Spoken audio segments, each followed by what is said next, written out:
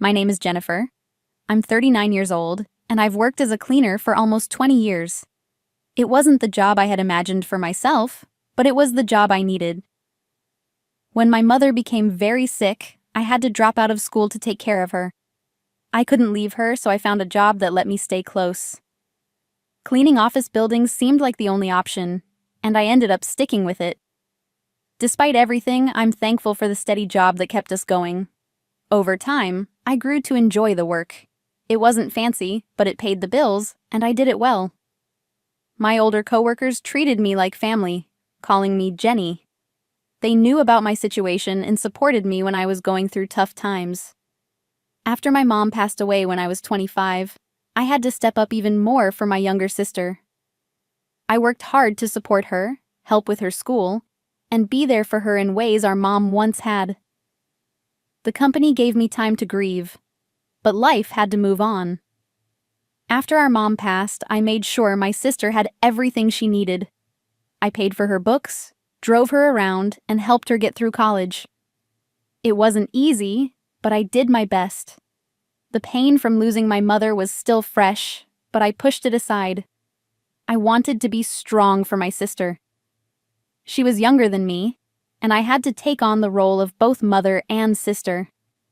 I kept working as a cleaner, hoping I was doing the right thing by providing for her. My sister eventually graduated and found a good job. I was happy for her at first, but something changed in her. She started to act like she was better than me. One day she said, "You should quit that cleaning job and find something better." I was hurt by her words.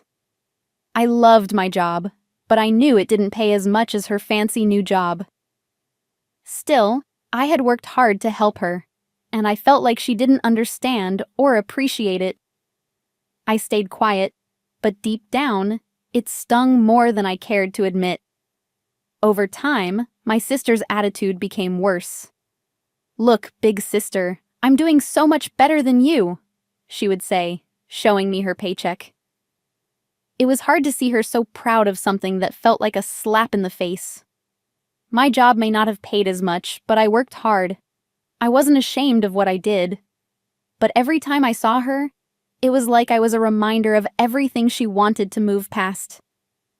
The distance between us grew, and I felt like I was losing her. As the months passed, my sister's attitude got worse. She became more critical, not just of her coworkers, but of me too. "I'm expected to do a lot at work, but my coworkers just don't get it," she'd say. "They slow me down." I tried to talk to her about it, explaining that everyone starts somewhere and has to learn. But she snapped back, "You're just a cleaner. Don't act like you know what I'm going through." It was hard not to feel angry. She had changed so much, and I wasn't sure what to do about it. Things kept getting worse between us. Her comments were cruel, and it felt like she was always looking down on me. "You should just accept your place," she said one day. "You'll never have a better job." I tried to ignore it, but her words stung more than I expected. She had no idea what I had done for her. I was struggling too, but I kept pushing forward. I didn't deserve her scorn. She had forgotten everything I had done for her. The pain of it was becoming unbearable. One day, my sister invited me to her housewarming party. I wasn't sure if I should go, but I thought it might be a chance to reconnect. When I arrived at her new house, everything looked perfect. But when she saw me, her smile faded. "What are you doing here?" she asked. The words hit me harder than I expected. She didn't want me there because of my job. "You're just a cleaner," she said. "I don't want someone like you in my house." It felt like a slap to my face. I wanted to leave, but I stayed. I had to say something. The tension between us was thick. Her words were too much, but I couldn't just stand there and take it anymore. "No," I said, my voice shaking. "You don't get to judge me or anyone else because of their job." She looked at me like I was crazy, but I couldn't let her treat me this way. "I'm done," I shouted. Don't ever treat me like this again. That moment changed everything. I realized that no matter how much I loved her, I couldn't stay in a relationship where she treated me like I didn't matter. After that night, I cut ties with my sister. It was hard, but it was necessary. I couldn't keep being hurt by her. Months went by without a word between us. I focused on my work and tried to move on. But then, one day, I was assigned to clean the building where my sister worked. I didn't know what to feel. I didn't want to see her, but it seemed like fate. The building was huge, and I figured I wouldn't run into her. Still, as I pushed my cleaning cart through the halls, I wondered if we'd cross paths. That afternoon, while cleaning a hallway, I overheard a group of people talking. They were discussing a mistake someone had made, and I overheard one of them apologizing. Then I saw her, my sister, standing there, looking pale as she was scolded. The confident, successful woman I once knew was now just another employee struggling to keep up. My heart sank. How had she fallen so far? I didn't want to look at her, but I couldn't help it. It was like seeing someone you once admired fall from grace.